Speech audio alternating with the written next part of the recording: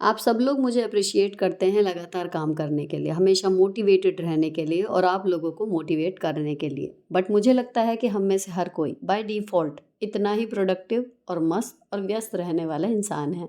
बस कुछ परिस्थितियाँ या कहें कुछ आदतें हमारी हमें अपने उस बेस्ट वर्ज़न तक पहुँचने नहीं देती। तो मैंने सोचा आज बताती हूँ ऐसी 7 आदतें जो हम छोड़ दें तो हम आसानी से अपने बेस्ट वर्ज़न को पा सकते हैं। और ये भी कि उन आदतों से छुटकारा कैसे पाया जाए। तो चलो वीडियो शुरू करते हैं। सबसे पहली चीज़ है कंपैरिजन, तुलना। ये हमें ले जाती है भागते दौड़ते लक्ष्यों की तरफ। जीवन में असंतुष्टि आती है और हीन भावना की तरफ हमको ये ले जाती है कि हम औरों के मुकाबले कम हैं। कंपैरिजन हमारे जीवन के आनंद को पूरी तरीके से ख़त्म कर सकता है अगर हम टाइम पे इसको ना सचेत होकर रोकें तो। इसके लिए करना क्या है? सिंपली हमें अपनी निगाह दूसरे के पास क्या है वहाँ से हटाकर हमारे पास पहले से क्या अच्छा है इस पर रखनी है। ऐसा करने से आप ग्रो भी करोगे और खुश भी रह पाओगे। दूसरी बुरी आदत है जो हमें हमेशा आगे बढ़ने से रोकती है, वो है क्विटिंग। चीज़ों को बीच में छोड़ देना। अपनी हार निश्चित करनी हो तो सबसे आसान तरीका है काम को बीच में ही छोड़ दो। जब पूरा ही नहीं करेंगे तो जीतने का सवाल ही पैदा नहीं होता। अगर हमने काम पूरा किया और सफलता हमें मनचाही ना भी मिली तो एक्सपीरियंस मिलता है जो हमें उन बहुत सारे लोगों से ऑलरेडी आगे खड़ा रखता है जिन्होंने शुरू ही नहीं किया था या बीच में छोड़ दिया था। इससे बचना कैसे है? या तो जो आपको बड़े ताने देता हो उसके सामने अपने लक्ष्य को ज़रूर बताओ ताकि आपको ये डर रहे कि अगर बीच में छोड़ दिया तो ये सुना सुना के मुझे मार देगा। या फिर अगर आपके लिए पैसे इंपॉर्टेंट होते हैं तो आप उसके लिए किसी एक रकम को, चाहे वो 1,000 हो या 10,000, जो आपके लिए इतनी बड़ी हो कि आप उसको ऐसे ही नहीं जाने दे सकते, अपने किसी दोस्त को या बच्चे को दे सकते हो और ये कह सकते हो कि अगर मैंने ये काम बीच में छोड़ा तो ये पैसे तुम्हारे। ठीक इस तरीके से आपका चाहे काम मुश्किल भी हो उसे बीच में छोड़ने के चांसेस काफ़ी कम हो जाएंगे। थर्ड पॉइंट आता है आलस, बाद में कर लेंगे वाली फीलिंग। मैंने कहीं पढ़ा था इसके बारे में एक बहुत अच्छी लाइन कि फिर एक दिन आपको पता चलता है कि आपके जीवन के 10 साल स्टार्टिंग पॉइंट पर खड़े रहकर ही आपने बिता दिए। किसी ने आपको बताया ही नहीं कि कब दौड़ना था। आपने स्टार्टिंग गन की आवाज़ ही मिस कर दी। यहाँ बात हो रही थी एक रेस की। बाकी धावक 10 साल पहले दौड़ने जा चुके हैं। अब आपको वो 10 साल कभी वापस नहीं मिलेंगे। कितना स्कैरी है ना ये सुनने में। जब भी आलस आए 5 मिनट रूल को फॉलो करो। जो काम भी आलस के कारण छूट रहा है उसे सिर्फ 5 मिनट के लिए करने बैठो, बाकी का काम अपने आप होता चला जाएगा। क्योंकि हार्डेस्ट पार्ट जो होता है वो काम को स्टार्ट करना ही होता है। चौथी चीज़ जो हमें अपना बेस्ट वर्जन बनने से रोकती है वो है the comfort zone. Comfort zone वो होता है जहाँ सपने मर जाते हैं। अगर हमें अपने सपने पूरे करने हैं तो हमें थोड़ा सा अपने आराम को छोड़ के जो हमारे लिए नई चीज़ें हैं उन्हें ट्राई करना होगा। बिल्कुल जंगल में जाने की ज़रूरत नहीं है, लेकिन अपने लिमिट्स को थोड़ा पुश करते रहना ज़रूरी है। जितना काम या नॉलेज आपके पास है उससे कुछ आगे बढ़ने के लिए थोड़ा सा प्रयास हमेशा करते रहें। आप ज़िंदा महसूस करेंगे, खुश महसूस करेंगे और देखेंगे कि धीरे धीरे ही सही, लेकिन आपकी एबिलिटीज़ पहले से हमेशा बढ़ती जा रही हैं। आप एक बेटर पर्सन बनते जा रहे हो। पांचवी आदत जिसके बारे में बात करने जा रही हूँ वो इस समय आपके हाथ में है, आपका फ़ोन। फ़ोन एडिक्शन वास्तव में हमारी फिजिकल मेंटल हेल्थ के लिए डेंजरस होता जा रहा है। बहुत बड़ा टाइम इसमें जाने अनजाने जा रहा है। अब आप कहेंगे कि आपकी वीडियो भी तो हम फ़ोन पे ही देख रहे हैं, तो क्या करें कि ये फ़ोन हमारा सेवक बने, मालिक ना बन पाए। इसके लिए इसे सिर्फ देखो मत, फ़ोन में मिली नॉलेज को अप्लाई करो, तब दूसरी चीज़ देखना शुरू करो। यानी कि जितना सीख लिया पहले उसको अप्लाई करो। इस सिंपल रूल से ना सिर्फ ढेरों काम आ जाएंगे आपको और आपका फ़ोन जो है वो आपका सेवक बनेगा, ना कि मालिक।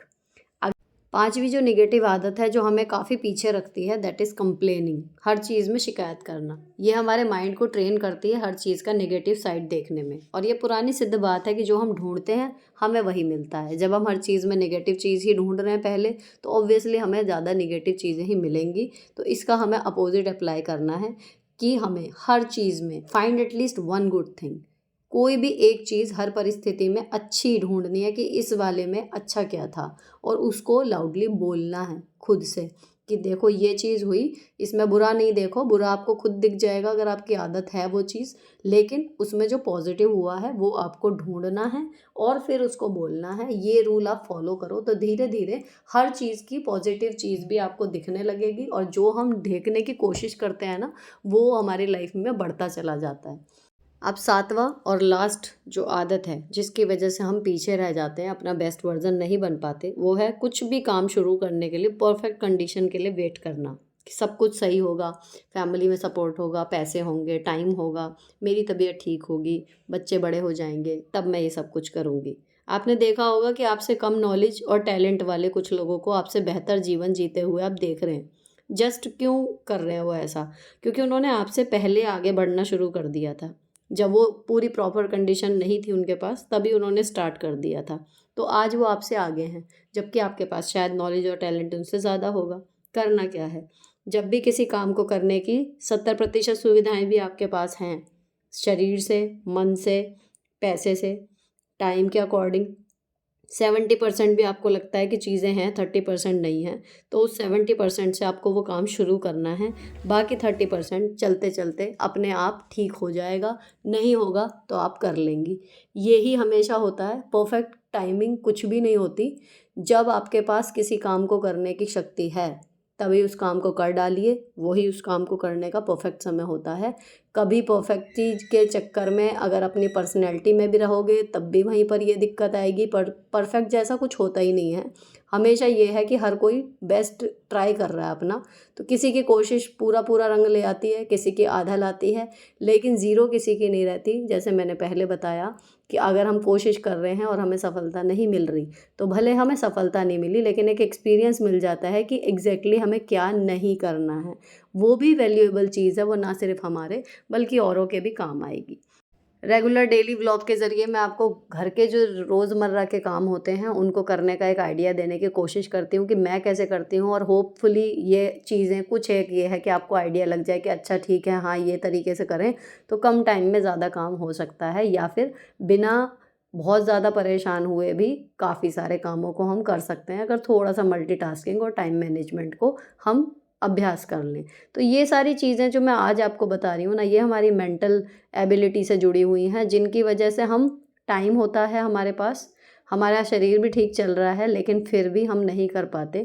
वो मैंने यहाँ पर 7 पॉइंट आपके साथ डिस्कस किए हैं, क्योंकि कई बार जो भी हमारी लाइफ की प्रॉब्लम होती हैं उनमें फ़िज़िकल से ज़्यादा मेंटल रीज़न बड़ा होता है। तो हमारी बॉडी फिट रहे ये बहुत ज़रूरी है, लेकिन उसके साथ ही हमारा माइंड भी फिट रहे ये सबसे ज़्यादा ज़रूरी है। क्योंकि मैंने ये फ़ील किया है, अगर हमारा माइंड सॉर्टेड है, हम दिमाग से बिल्कुल शांत और सही से सोच पा रहे हैं, क्लियरर चीज़ों को देख पा रहे हैं, तो अगर हमें बुखार है, हमें कमज़ोरी है, हमारा शरीर नहीं भी चल रहा किसी फिज़िकल रीज़न की वजह से, तब भी हम बहुत सारे ऐसे कामों को कर पाते हैं जो यूजुअल में स्वस्थ मनुष्य भी नहीं कर पा रहे।